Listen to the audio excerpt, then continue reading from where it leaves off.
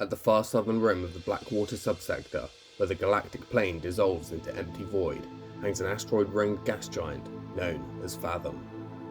Suspended above the storms in its upper atmosphere, drifts one of the Imperium's most ambitious monuments. Built so it would appear like a great imperial eagle, it's a triangular colossus of adamantium and steel.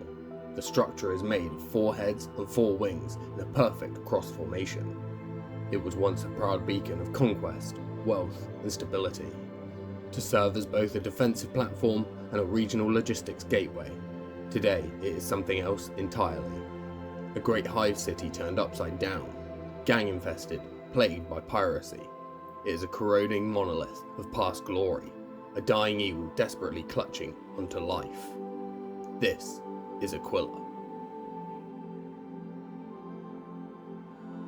Hello everyone and welcome back to my little corner. I'm Kirk and today we're going to be looking at another Imperial regiment that call my homebrew sector of EO home, the Wings of Aquilla, and the home world, or more precisely, home city, the rotting carcass that is Aquilla City. As usual, we'll have a look at some minis at the end, and the kitbashed minis too, so stay tuned for that. If you enjoyed the video, then please do like and subscribe, as it really would mean the world to get your support and it lets me know that you like it. Also, let me know your thoughts and stuff down below. With all that said and out of the way, like and subscribe, and let's get into the lore. Aquilla Station was constructed in the later days of M37 within the region as a gateway between the already thriving Cosmopolis and the newly expanding Blackwater subsectors. Its design was both deliberate and bold.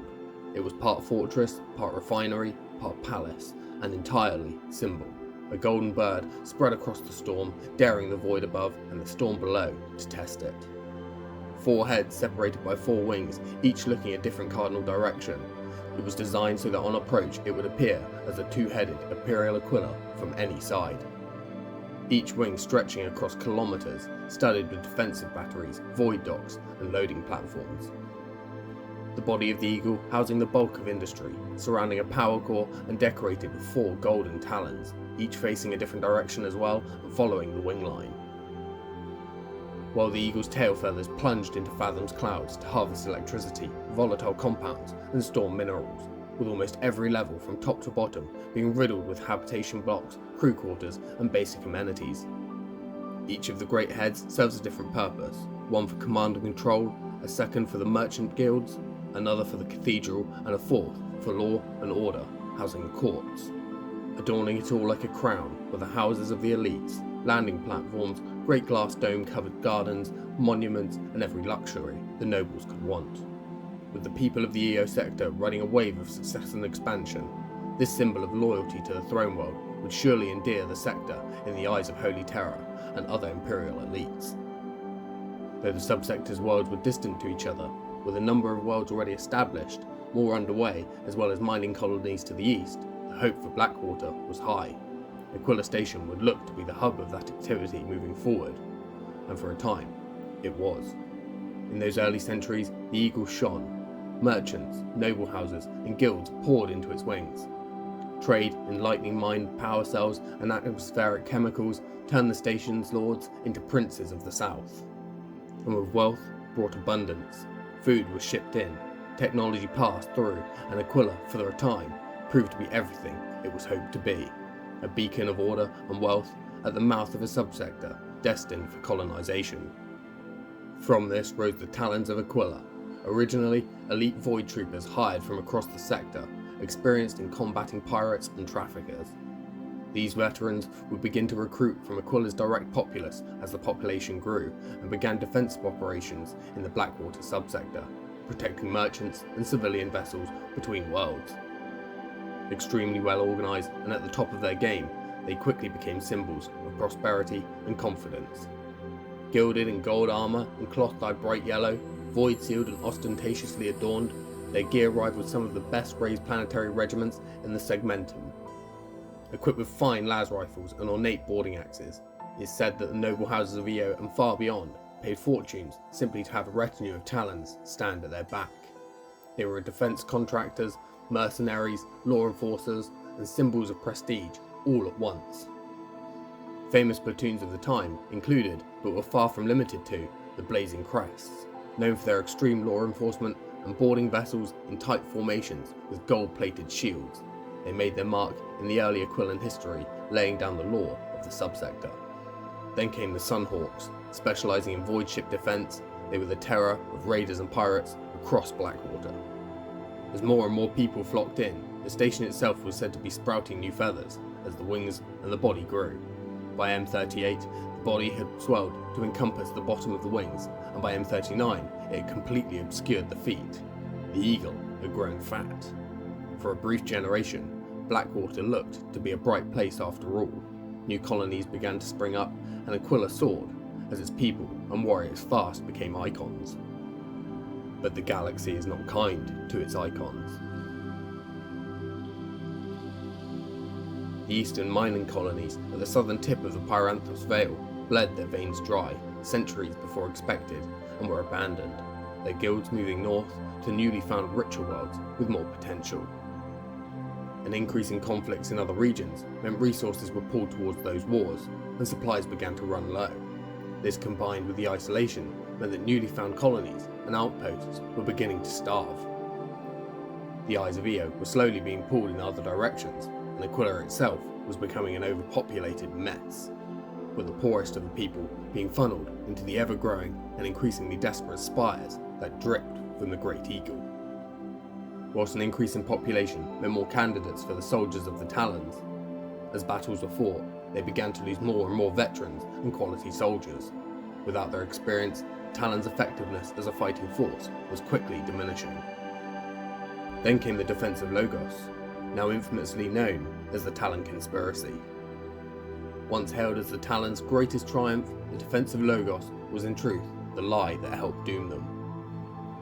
Official records told of the pirates striking the ocean world's trading docks and warehouses, only to be swiftly descended on by the Talons of Aquilla.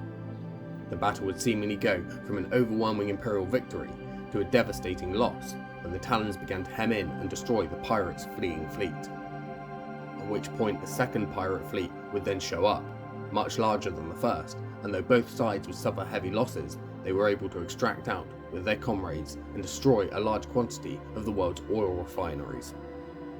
A tremendous loss to the local forge world that had given the subsector its name. Data analysts from the Blackwater Forge world later traced the pirates' codes to Talon command channels, and the truth emerged. The raid had been staged. Officers had hired mercenaries to attack Logos, with defense forces planning to arrive just in time to crush them, seemingly in an attempt to self-glorify or perhaps to shine a positive light on the subsector that was fading in importance. The pirates were, however, expecting to be allowed to escape with much of their force intact, but they did not trust the Talons, so held much of their fleet in reserve. After seeing their kinsmen being pinned down, the pirates turned on their employers, devastating the ocean refineries and killing millions. The cover-up collapsed and the Forge world severed all trade with Aquilla.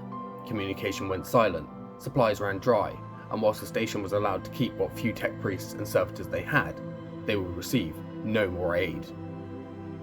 The hierarchy behind the conspiracy were purged, and law enforcement would fall to sector command as Sindramundi. Aquilla's reputation would plummet, and one by one, the arteries that fed Aquilla's heart with wealth and purpose shriveled. The noble houses and merchants drifted away, their interest shifting elsewhere. The top decks remained largely untouched, the domain of nobles who styled themselves Lords of the Eagle, happy to exploit those less fortunate living on the decks below, or content to pretend that those decks didn't exist at all. Yet as the station itself withered and began to rust, it grew. Year by year, ramshackle hab blocks stacked underneath each other caused the tail and the wings to extend further and deeper. The once majestic Aquilla began to sag beneath its own weight, no longer an imperial monument, but an upside-down hive city, clinging perilously above destruction.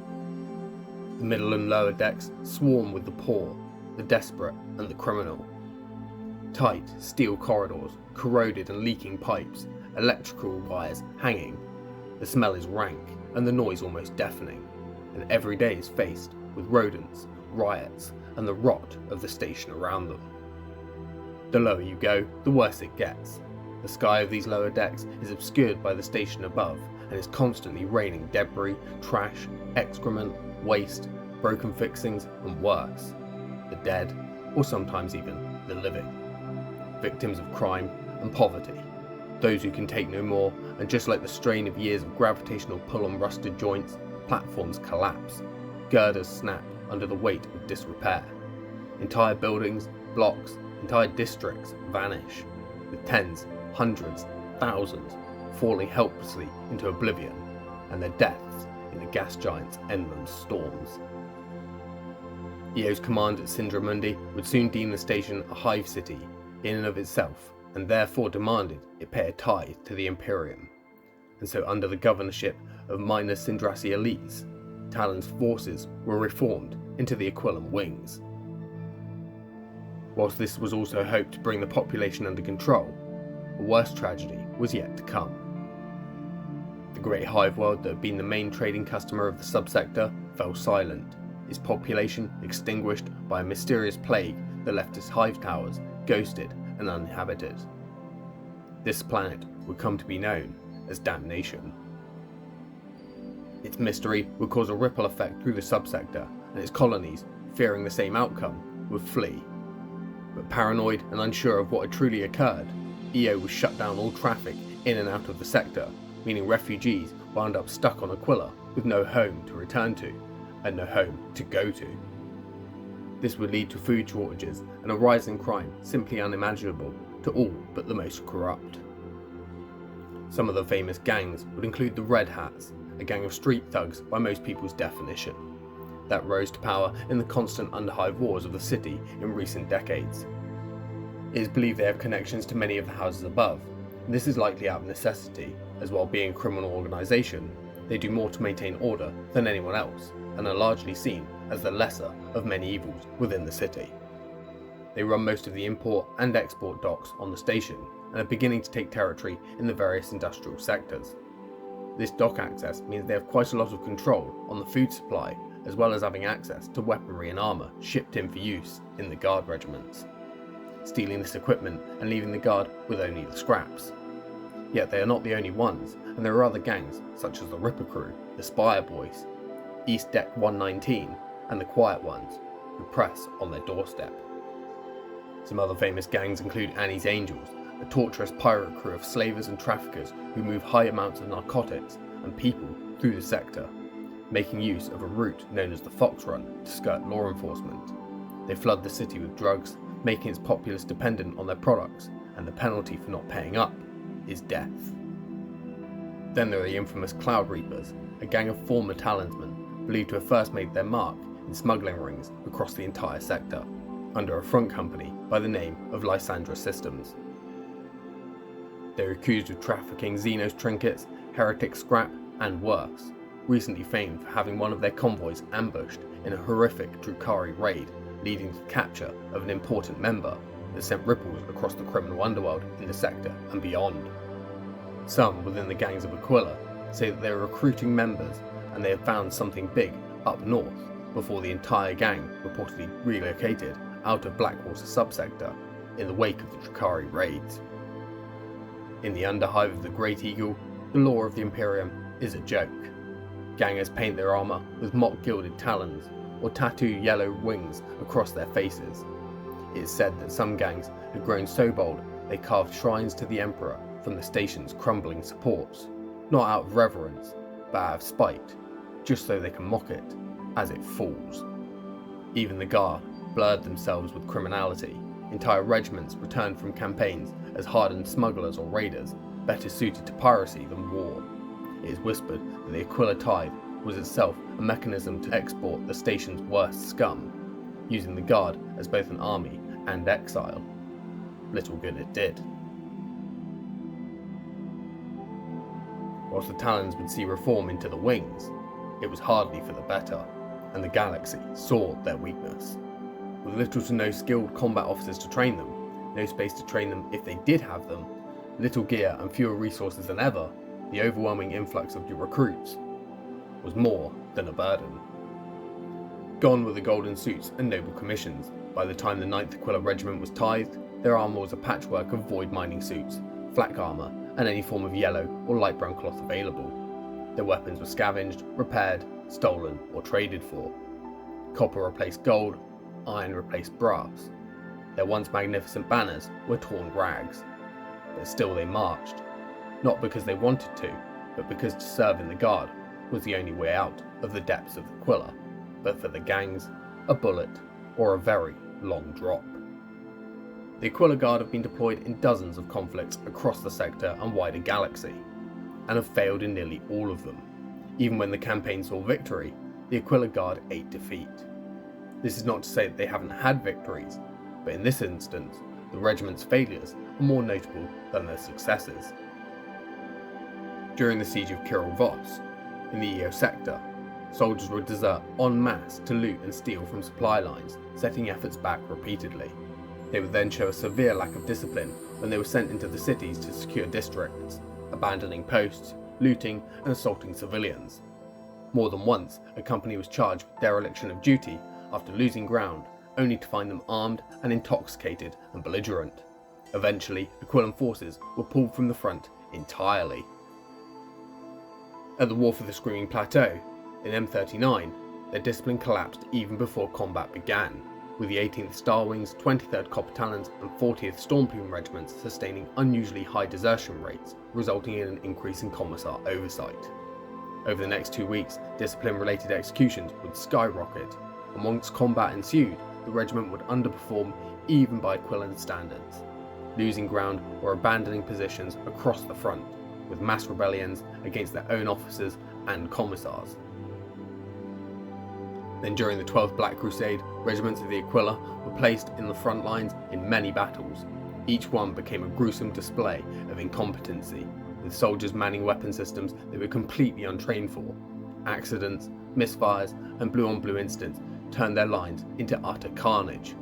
Vox operators failed to relay messages, with one famous general being left stunned when it was revealed that an entire regiment had seemingly gone dark because the operators didn't realise they needed to turn their Vox units on. Then in another instance, on the moon of Braxis, regiments would deploy to the field only to somehow get turned around and end up facing the wrong way, shelling their own forces for 2 days before traitor regiments would advance. Believing they were being reinforced themselves, the regiments didn't start to fight back until it was too late. While some would rather state that the regiment simply turned traitor, sadly the truth is officially put down to an absolute failure in regimental command. Yet the Imperium does not abandon its regiments. To high command, an influx of warm bodies, even poorly disciplined ones, is preferable to none, and so the Aquilla continues to tithe. Regiment after regiment are marched out into the stars. Ragged and desperate, they are pure meat for the grinder, with some now attempting to use this incompetency and their poor reputation to their own advantage. On the world of Sarnath 12, a contingent of soldiers and armour from Aquilla was reportedly dropped into a hot zone, with details of the regiment's identity being leaked to the rebel army. Believing this would be a quick win, rebel forces descended on the regiment with the aim to kill the soldiers and steal the weapons and armour. However, instead of finding disorganised rabble of Aquilla's poorest, they were instead met with highly trained Eterna Special Forces operatives from Castile and Mistwarden, wearing Aquillan gear. The rebels were destroyed to a man, and the planned deception had a domino effect that saw the utter ruination of the rebel forces in the city. In more recent years, however, the regiments have seen a slight success against both the Kroot and Votan, as well as a rarely seen but very dangerous species of rodent-like Xenos. Yet even then, it is said that the regiments sent to face down some of these new Xenos have even turned traitor, joining with the alien scum.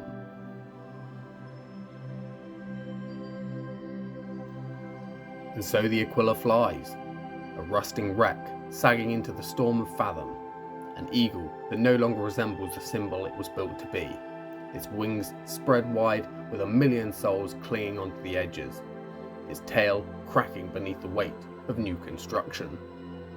The nobility above still continue their dominion of the station through the gangs below, laughing that the eaglers lost a few feathers, or that a bird must prune when entire blocks, entire districts collapse into Fathom's depths.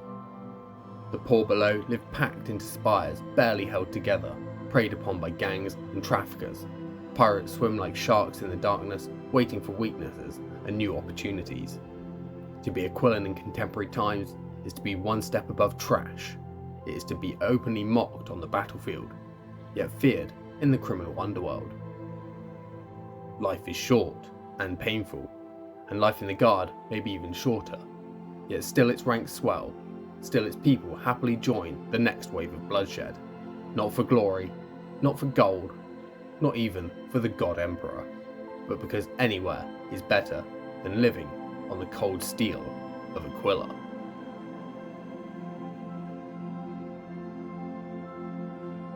Well, that's it for the lore, guys. I hope you liked it.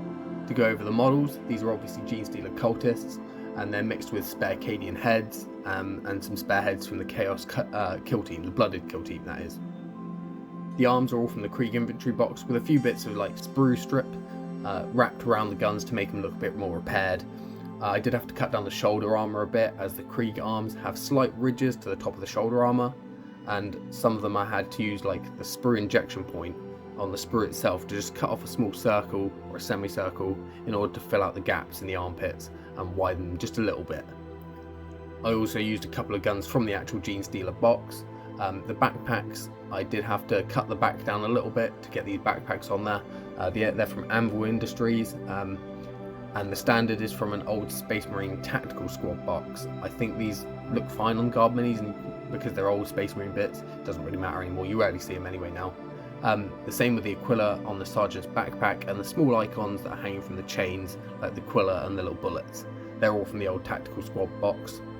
I did take a bit of cutting and scraping to remove the genestealer icons themselves, but that's all good. It's not hard to do at all. Get a sharp knife and just be very careful. Go very tiny bit at a time and try and work with the actual shape of the cloth that you already see.